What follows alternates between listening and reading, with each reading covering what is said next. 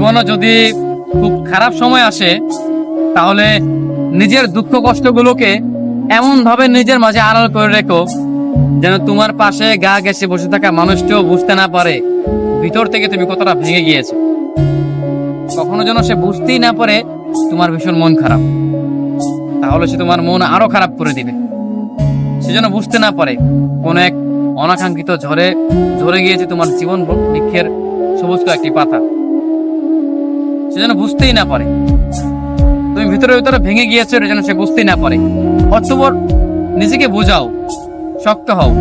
এই সামান্য ঝড়ে ঝরে যেতে নেই, সামান্য আঘাতে ভেঙে পড়তে নেই। মানুষ বড়ই নির্দয়, বড়ই নিষ্ঠুর। ভেঙে যাওয়া মানুষটাকে সে আরো বেশি করে ভেঙে দেয়। তুমি যদি মন খারাপ করে কাউকে কথাগুলো বলো, তবে সে তোমাকে আরো ভীষণ করে ভেঙে দিবে। যদি খুব বেশি কষ্ট হয়, তবে একা একা কান্না করো। দরজা বন্ধ করে একা রুমে নিজের কান্নাগুলো নিজের সাথে শেয়ার করো, নিজের দুঃখ কষ্টগুলো নিজের সাথে শেয়ার করো। তবুও কোনো মানুষের কাছে না যাও, কোনো মানুষকে তবুও না বলো যে তোমার ভিতরে ভিতরে কেমন কষ্ট হচ্ছে, কি সেই অনুভূতি, সেগুলো তুমি মানুষের সাথে শেয়ার না করো। কারণ মানুষ বড়ই নির্দয়, বড়ই নিষ্ঠুর। তারা ভেঙে যাওয়া মানুষগুলোকে না বাঁচিয়ে উল্টো তারা আরো বেশি করে ভেঙে দেয়।